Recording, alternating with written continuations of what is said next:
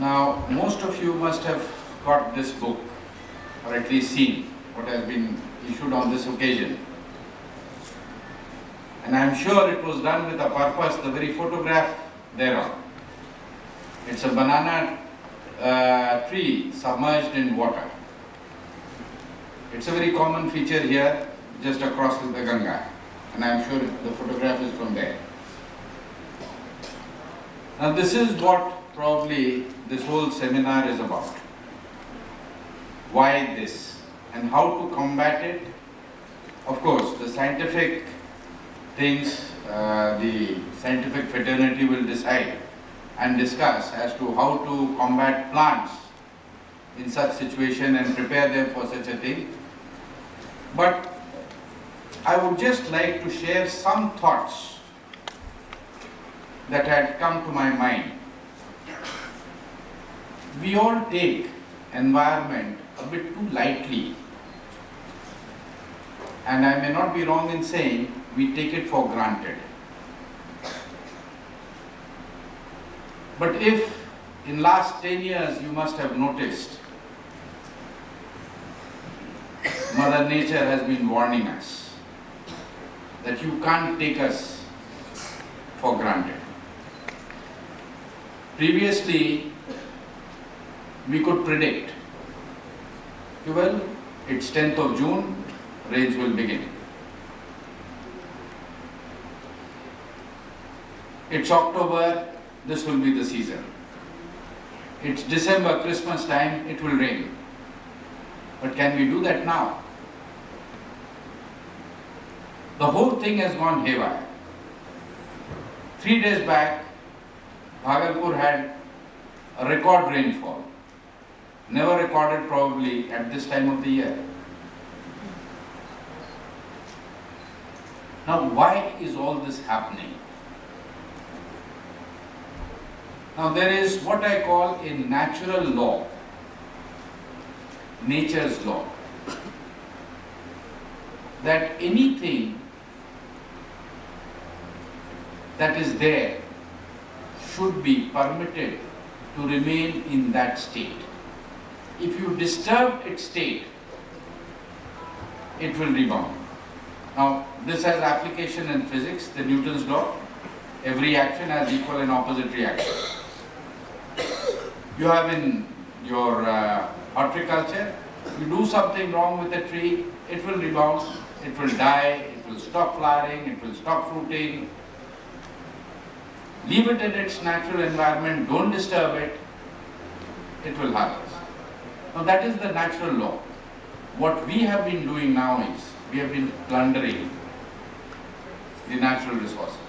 The ecological balance has been disturbed. Now starting from what I said, banana and the flooding, has anyone here ever applied why has this started? And how to control it? I am not a scientist, but I can give you 2 reasons why this is happening. The first, what I call an ecological disaster, the Farakka barrage. I may be wrong, but I am told there are a group of environmentalists who share the same view. To please Bangladesh, to which commitments had been made, Farakka barrage was made to divert water. Without thinking that earlier Ganga used to flow into Bay of Bengal straight without any obstruction.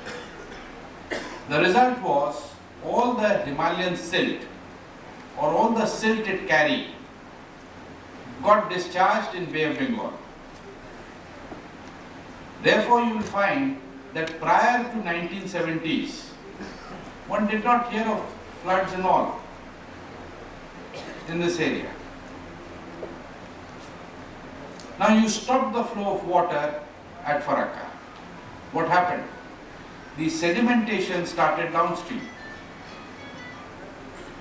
The water content coming in Ganga is the same, but it has become shallow. The moment it has become shallow, it spills over.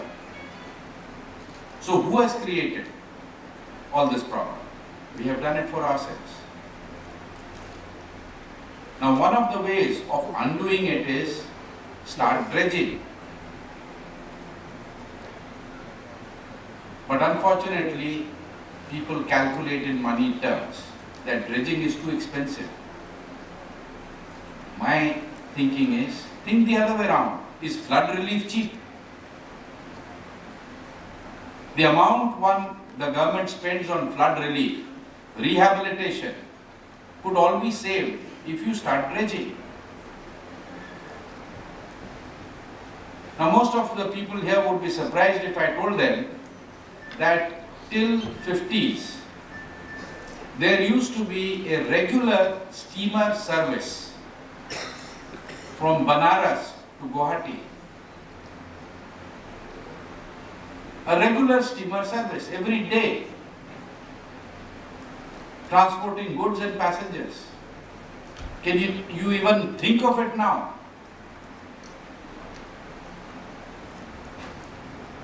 You just can't think. And river transport is one of the cheapest modes of transport. We've lost it.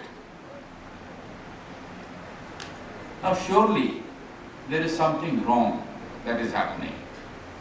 Mother Nature is taking its revenge.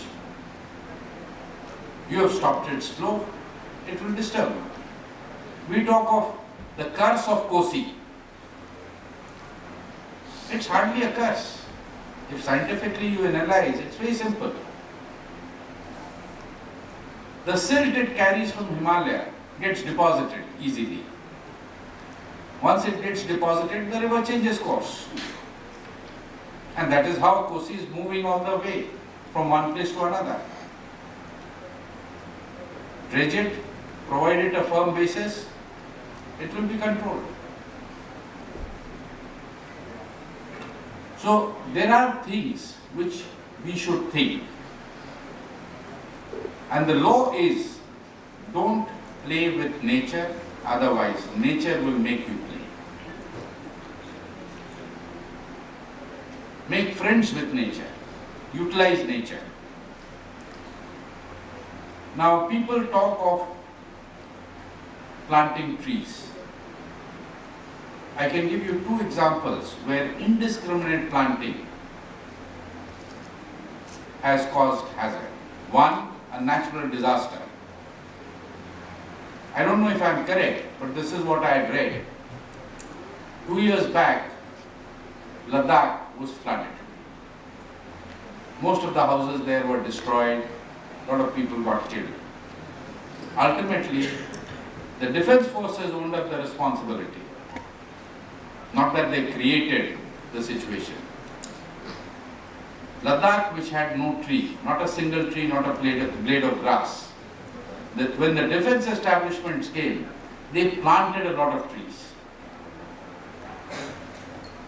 And that is what brought in rain there. Because in Ladakh, all the houses are mud houses because they never have rain. They have snow, but they never have rain. But this green plantation brought in rain. And that is what caused the havoc. The other was in parts of UP. There was a drive to grow timber. And the quickest, you all will know better, was found to be eucalyptus, which grew the fastest. Indiscriminate planting of eucalyptus tree took place in UP along the highways and roads.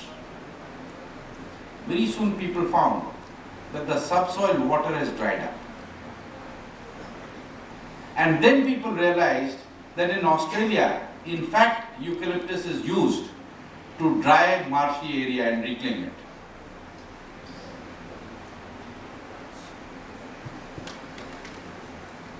It gave another problem.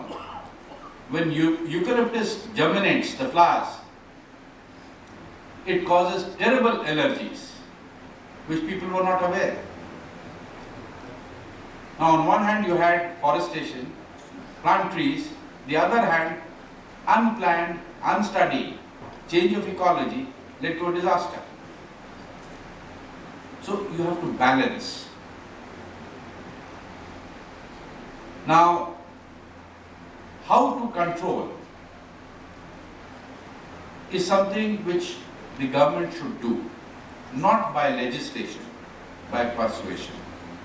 Because if law were to achieve all our objectives, we should have been a crime-free society 100 years back when Indian Penal Code was made. The law was there. You kill someone, you'll be hanged. You rape someone, you'll be punished, life imprisonment. Now if law had to achieve that aim, then over 150 years back, we would have been a crime-free society. But that will never happen.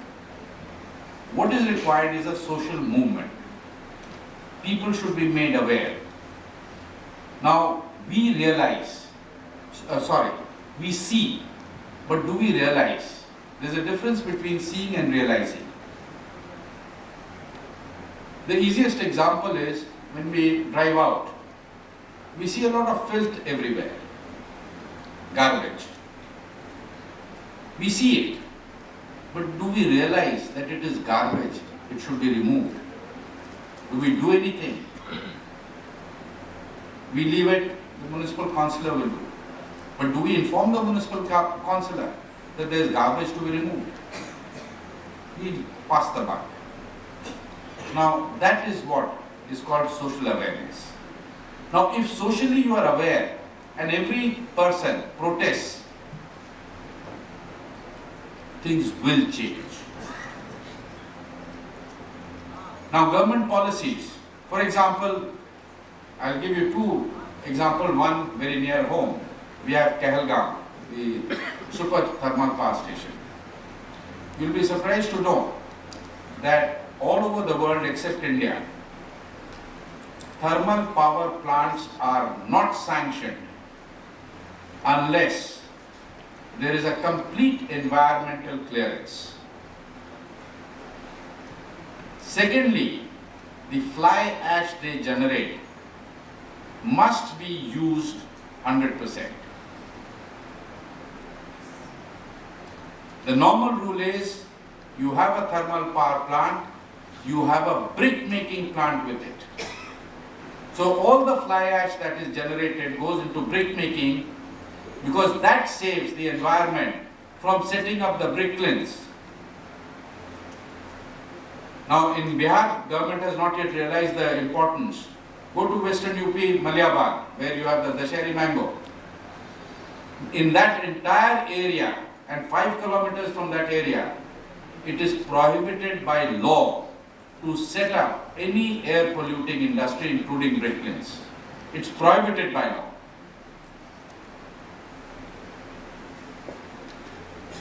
Now here, Kahalgaon was allowed to be set up with no utility of fly ash. Fly ash was just dumped into Ganga, let it out in the atmosphere, people are suffering. There is no policy to regulate that all the fly ash they generate, make it into bricks. World over, that is what is done. We say bricks are expensive, but is the environment cheap? Has anyone questioned that? The next is TISCO, Tata Steel. That was the first steel plant set up in India. If you are aware of the industrial process, after steel is extracted, what is left is slag. Go to Jamshedpur and you will find hills of slag.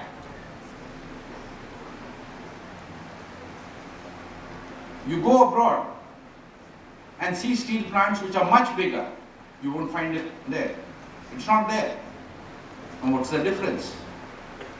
The difference is abroad no steel plant is permitted unless it has a cement plant attached to it to utilize the entire slag.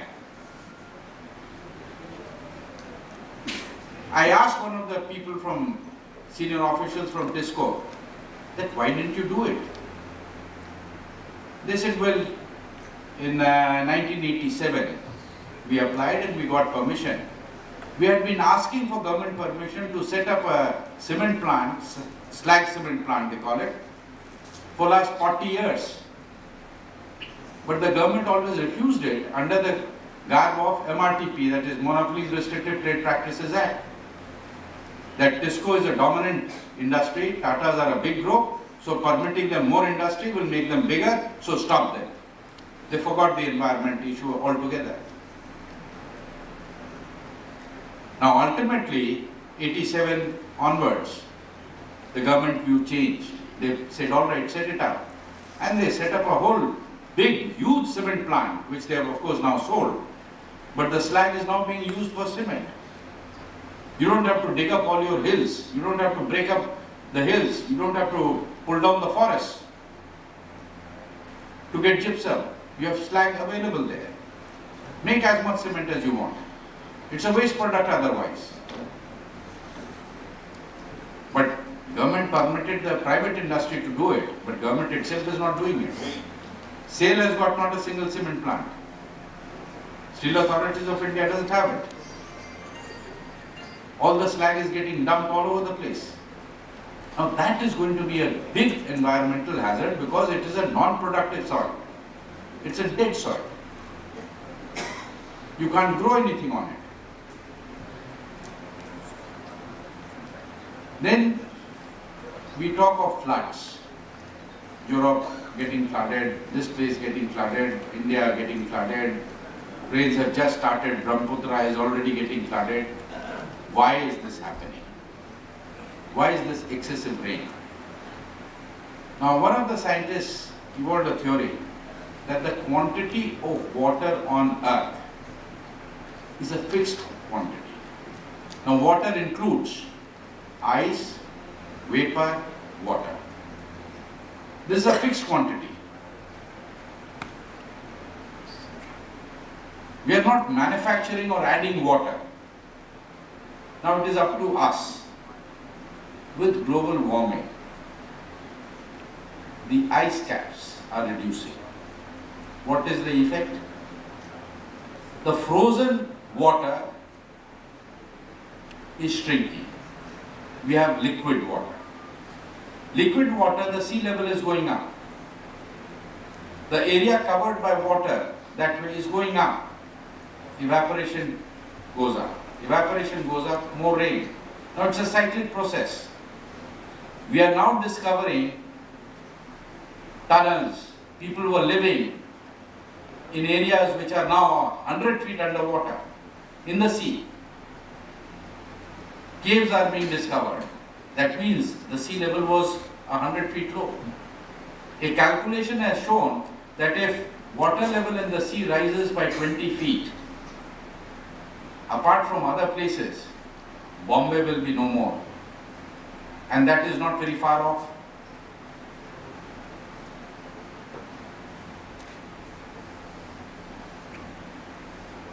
Now here I would like to draw, I don't know, most of you must have read or seen the movie or heard about it,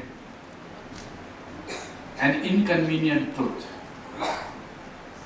And those of you who haven't, I would recommend you kindly just go through it. It's available. It's an Oscar-winning film. It's rather a documentary that was made by Al Gore, who later became Vice President of United States under Bill Clinton. He has photographed and shown to the public the damage that is being done to the environment and its effect. He has been fighting. Now, for example, one sequence he shows, there is a mountain, volcanic mountain in Kenya, Mount Kilimanjaro. This is in Japan. Japan or Kenya? I'm just getting confused. Now, he has shown photographs taken at the same time in the year over a 10-year period, showing how the snow and ice on the top has diminished till in 80s it has just vanished.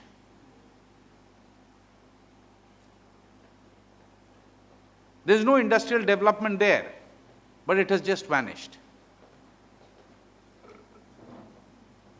Now, this is what we must see. He has fought that increase train services, modernize train, increase mass rapid system of transportation to avoid pollution. He has advocated use ethanol, mix it with petrol. Most of the South American countries, they have made it mandatory. Unfortunately, probably the minister would bear with me, Government of Bihar tried to do it. The sugar factories that were closed, they were being leased out to make ethanol. Unfortunately, Government of India, with whatever motive, they stepped in and they said, we'll not permit ethanol production. Because those factories will buy off all the maize. Now, somehow, somewhere, people are not fully conscious of what they are doing. Now, this is Al Gore. Now, just on this pollution aspect, how it will affect, I'll just tell you another small incident which had a big repercussion. You all would have heard of late Justice J.S. Verma, who was the Chief Justice of India, who recently died, one of the very highly respected judges. Two things he is known for. One, his famous judgment, what we in the legal fraternity call the Vishaka, which is office place, molestation of girls and exploitation of ladies. That apart, the second was, he was the person who started the drive of pollution-free Delhi. Now, how that started, that was very interesting. He had a relation of his who was critically ill in Escorts Hospital when Dr. Trehan was in Escorts. He went to see. So they didn't, of course, permit him in the ICU. So while he was waiting for Dr. Trehan in his chamber, he saw a few photographs there on X-ray plates of lungs and chest. So when Dr. Trehan came, he said, Judge, I'd like to show you something. In last 2 days, I have opened up chests of 2 persons. And I was tempted to take color photographs of their chest cavity opened up. And he showed it to them. One was a live pink lung. The other was a pale gray lung. And he said, Judge, can you identify anything about the person? So the judge said, well, the pale gray is of an old man, maybe 80s. The young pink lungs is of a young boy. Dr. Trehan said, you're wrong. It's just the other way around. The pink healthy lungs is of an 80-year-old man who has come from a village.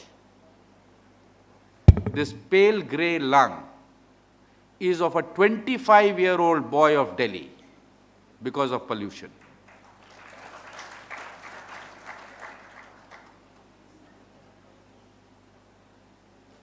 Now, 20 years back, if one was to travel in Delhi, by the time you left the station and got to your home, your face would have black marks. Now, he said that sent me thinking where we are living. After some time, I can tell you, New Zealand team was to play a cricket match in Delhi. They refused to play a cricket match, not on ground of security, on ground of pollution. They found Delhi pollution standards unacceptable for human living. It is then Justice J.S. Verma started a suo motu writ petition in the Supreme Court, and that is how he got converted all mass transport system into CNG. And that has borne results. So kindly, unless you are conscious of the environment, you will not know your responsibility to the environment. And it is the environment that is going to give you your bread and butter. Just as I've already taken so much of time, 5 minutes I don't think so will harm. While practicing, I used to have a lot of commercial litigations. One of the clients was Usha, dealing in fans and all. We were discussing about a certain issue, and suddenly the manager said, "Sir, ये जो pedestal fan आप लिए हैं, आपको मालूम है इसका बिक्री सबसे ज़्यादा कहाँ होता है इंडिया में?" I gave a wild guess. I said, "Maybe Jaipur." He said, "No, sir, it's in Bangalore." I said, "Bangalore में pedestal fan सबसे ज़्यादा, what is the correlation?" He said, "Sir," now this is of course about almost 20 years back. He said, "Sir, in Bangalore, none of the houses have provision for a ceiling fan. And it has started warming up. So the only way they can install a fan is a pedestal fan. And now if you go to Bangalore, you will have centrally air-conditioned buildings. You never needed that in Bangalore 20 years back. You go to Mussoorie, a hill station where people used to go to enjoy the cold. You will be staying in a 5-star hotel with an air-conditioned suite.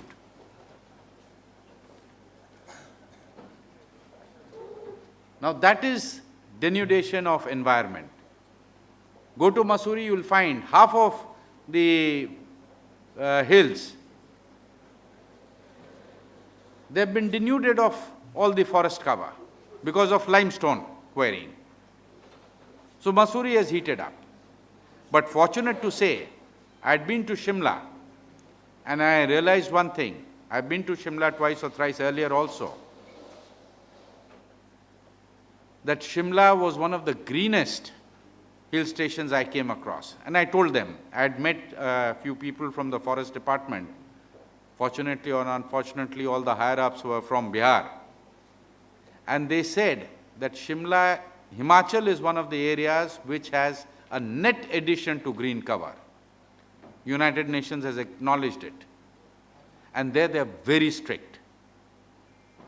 They said, people used to say, एक पेड़ काट लिया अपना घर बनाने के लिए तो क्या बड़ा हो गया? मेरे ही जमीन पे था, मेरा ही पेड़ था, मैंने काट के घर बना लिया. Now people have been taught there that you are an individual. And it is thousands of individuals that makes a society, a community. Now if each one cuts one tree, what is left of the forest? And there, the High Court and the government is very strict. If they find a person has cut a tree, questions later, first he is sent to jail. So no one dares to cut a tree there. Of course, it has had its bad side because people are reluctant to plant tree. Because once they plant a tree and they want to build something, they can't get rid of the tree. But then whatever tree is there is being conserved. And that has brought about a lot of change. Now I think I've encroached enough on Honorable Minister's time. Thank you very much.